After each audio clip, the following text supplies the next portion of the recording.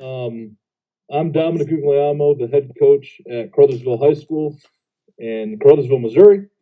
My coaching journey started out in Duluth, Minnesota with Coach Kriv. From there, I kind of ventured the country to Heidelberg University in Ohio and Keystone College in Pennsylvania. And at that point, I decided to get into high school coaching. So I took an assistant job at Yuma Catholic in Yuma, Arizona, and was fortunate enough to get the head coaching job here in January at Caruthersville High School. Matt Krivinchuk, I'm the defensive coordinator, defensive line coach at Superior High School, entering my 23rd year of coaching. This is my second stint at Superior High School. Started there when I started my career, moved into the junior college role as a coach before coming back to high school. Also in there, have 12 years of experience coaching semi-pro adult amateur in the Midwest.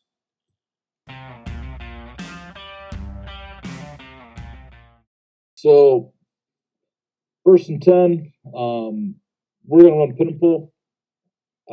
It's for us, it's a very versatile play where our rules mesh with some people's and don't mesh with others as we auto center pull. So no matter what the front, the center automatically pulls. So what we're trying to do is move those big bodies out there in space, get them around the edge, and let that tailback wave. So up front, our rules are simple. For the offensive line, if you're covered, you're pulling. If you have a down block, take it. So in the example that I just showed, we've got the tackle touching the play side, or the defensive tackle touching the play side guard, which means we're getting a down block with our play side tackle. We're getting a man block because he's head up on our Y, our tight end. So he's going to take him best path possible. I mean, if he's head up, we really want our tight end to press that outside shoulder and kind of almost seal him in. But if we're getting a lot of vertical outside, or they're trying to penetrate vertically on the outside, we can just take them down like the old school sweep rules.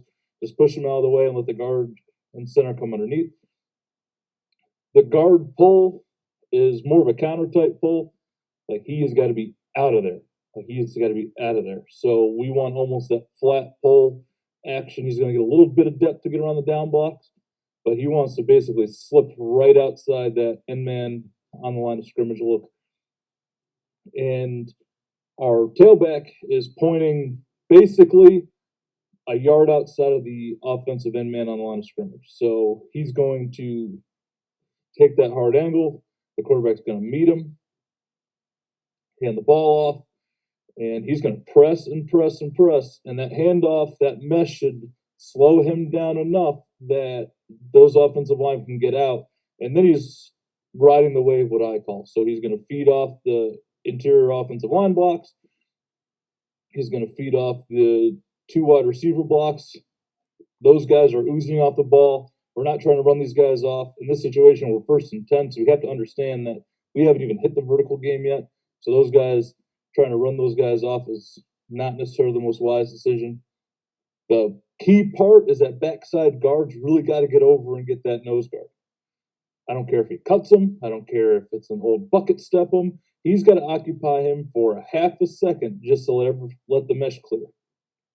In the backside tackle, he's in that straight gap seal motion. So he's going to power down on the B gap, make sure there's no B gap penetration, and then swing back for the C gap defender. 1st and 10, regular 4-2 alignment.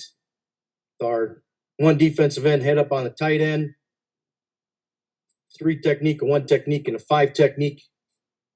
No stunting, playing gap responsibility up front, and C gap responsible, 3 technique responsible for the B gap, nose responsible for the A gap on the weak side. Behind it, we're playing a quarter, half. We're playing with our formation into the boundary here. We got 4-over-3 with help from the will linebacker, able to play 3 and sit in the high hole. Also be able to play back to the solo side. We got our strong safety playing the flat, out 2 to 1, and then our field corner and our free safety playing the quarters to the formation. On the back side of that, our weak safety has the deep half, and the corner on that side is jam and funneling the number 1, waiting for something to come out of the backfield, and sinking, reading quarterback.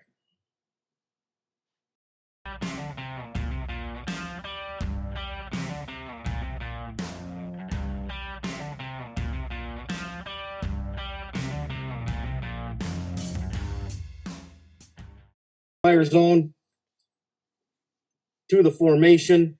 So we're gonna our Joe is our hybrid end outside linebacker. So we play on the line of scrimmage, off the line of scrimmage.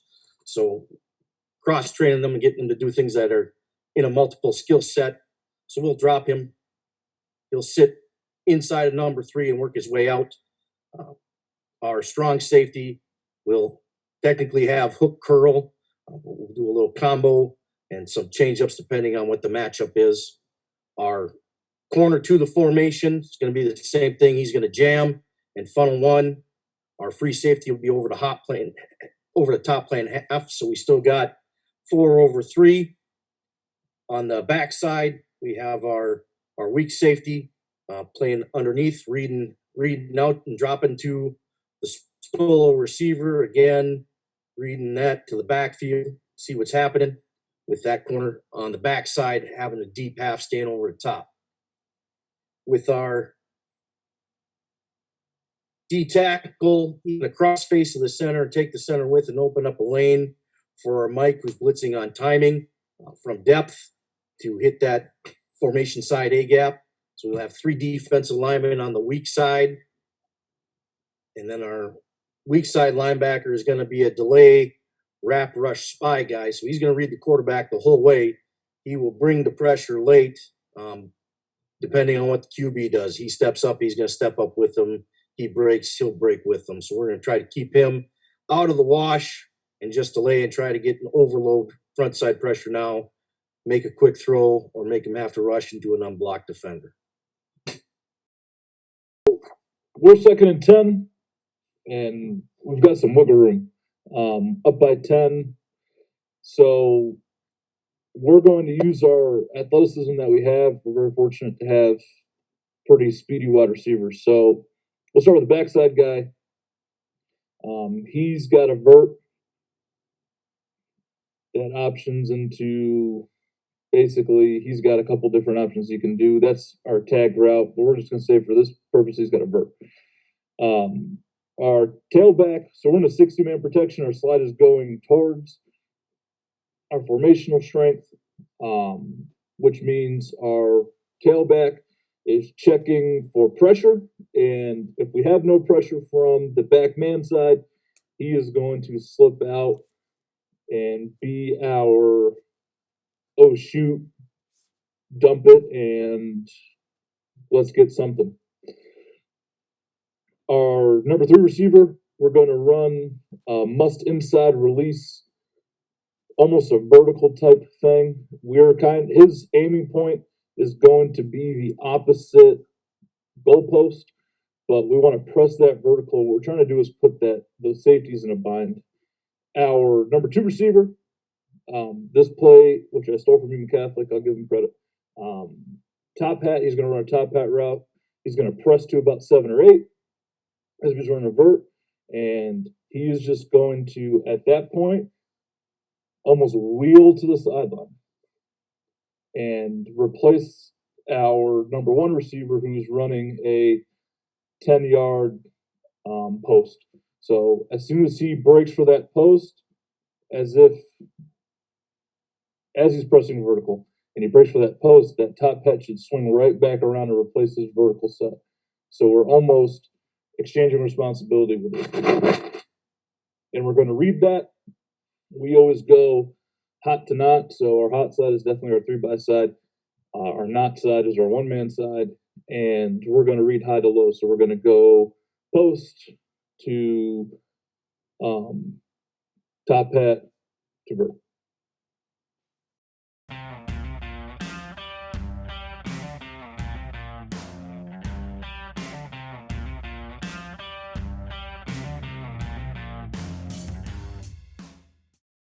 Basic split zone look. This play is actually very difficult because we've got 7 guys in the box almost. So basically, our offensive line is going to work their combos to the best of their ability. We're going to account for the 5 that are basically in our vicinity. So we're going to go down, tackle, nose, and will Mike. We're going to take that T, or in this case, will be a fullback. He's going to scrape across the line of scrimmage and kick out that end. Now, where we keep him honest with that linebacker is we tag Viper to our Z. And Viper means on a snap of the ball, he's going to go sprint and try to replace that outside, the most outside linebacker. So what we're doing is we're essentially blocking that third linebacker in the box with our RPO.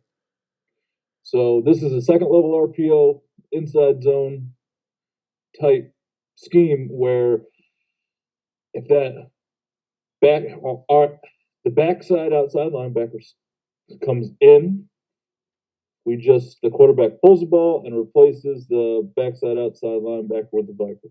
Now, in this case, the Viper is a long way out.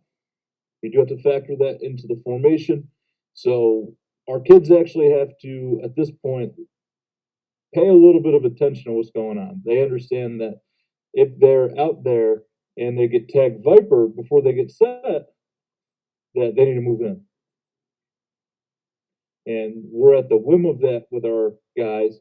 And I think that as coaching staff and all coaching staffs across America, that if you teach those rules and those nuances of your offense, that they'll be able to pick that up. So we're really counting on make or break that Z being able to realize that he needs to squeeze in the formation a little bit because he is our Viper guy. What we got going on, one of the things we're predicated on is box movement and changing things up. So the 5 guys protecting the quarterback and the quarterback all are thinking at the snap. What we're trying to do is change the blocking scheme as the snap is happening. So we're going to stem our 3 and the 1. Right now they're pre-snap, they're aligned to the weak side of the formation, and they're going to stem, flip the 3 and the 1 to the strength of the formation. Behind that stem, we're going to bring our best blitzer, our will linebacker, and bring him right up the middle. Shortest route to a first down is a straight line, so we're going to try to take away the A gaps and bring pressure right now and screw up mesh, make something happen in the backfield, and get somebody else free. We're trying to keep our weak safety gap responsible, but not having to necessarily take on the big lineman. So the initial look is he doesn't have a gap responsibility. He will end up being the B gap player on the weak side. Mike is kind of a C gap free flow player for us in the run game. Coverage behind the pressure fits into our quarter hat scheme. We're making an adjustment on the backside. The corner is going to line inside, play man. He'll have some help underneath, potentially with our weak safety. We read pass right away. He drop inside and underneath, and the corner can sink and play over the top. But he knows that he's primarily going to be on an island, so he's going to take away the inside and play physical and aggressive with him down the field. Our corner to the formation is going to be sitting, play a half. Free safety is going to play a half. The Mike is going to be inside that online tight end wing. His drop will be inside of him for depth. And then the strong safety again is playing underneath, reading out 2 to 1. So again, we're keeping 4 over 3 to the formation side. Backside, we have the ability to help 2 over 1. Then we also have the ability to play the back to the weak side as well.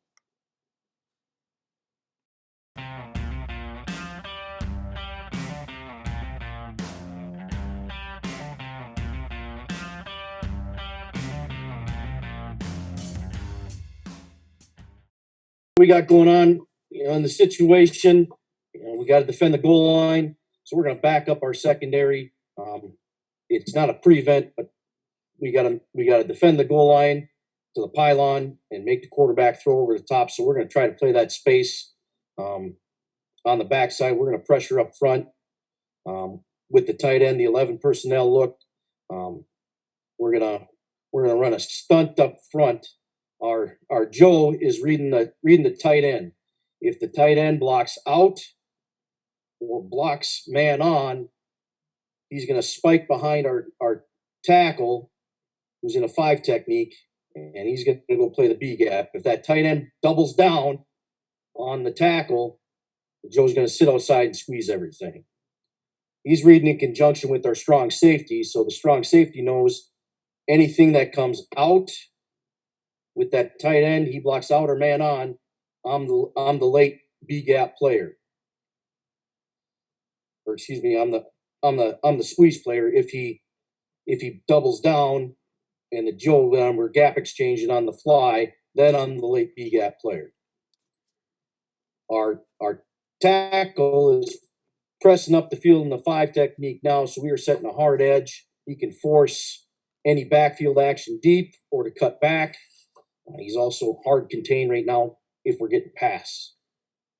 Our nose is going to cross face on the center, try to take a piece of him, open up again the lane for our Mike. Mike's going to blitz the A gap, coming hard. Our end is bumped down into the 3 technique because we are in a bear look. He's playing the B gap, and our will linebacker can be substituted type situation for another rush end type guy. He's going to be that other 5 technique, playing hard C gap, setting up the edge. Coverage behind this, our strong safety is kind of the underneath box help player. Our corners and weak safety and free safety are playing a 4 quarters type deal. They are playing the goal line to the middle of the letters to the pylon. Again, making tight windows. They are inside leverage on their receivers, taking away the easy route. Again, trying to force something to happen quick right in front of us. And we rally right now, or these got to throw it over the top of us because the pressure's coming now. Very simple. Our number 2 wide receiver knows that if he looks down on his card and he sees jet sweep, that he's going to move in a little bit. Now we're going to play with that motion. I think we'll end up going with it. But offensive line and tight end, they're responsible for whatever comes into their immediate gap.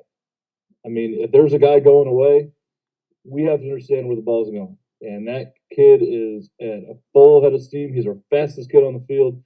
And he is taking that ball and looking for the best path to the end zone. Those guys up front, all 6 of them, their only job is to not get pushed back.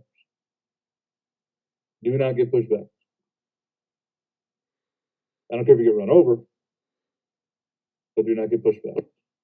Now, ideally, in a sense, we want those guys to take a sharp step and pressure their defender up the field, but we understand in this situation we're going to get a lot of movement, a lot of blitzing, da-da-da. So what we're telling them is understand when you read sweep on your phone, or on your phone, understand when you read sweep on your band that that kid is coming like a bat out of heck with that ball, and we need to A, seal the edge, and B, eliminate vertical penetration. And it's just as simple as it's a foot race. Can our number 2 wide receiver get across that line and over to where it needs to be faster than the defense can penetrate? Because we're in a situation where if we're in the open field, the defense is going to play this formation different, they're going to play the situation different. But we know that this is a pride play. We're down. There's no redos. So he's going to have to put on his best football goggles and run his heart out and get in the end zone. It comes down to goal lines of pride play.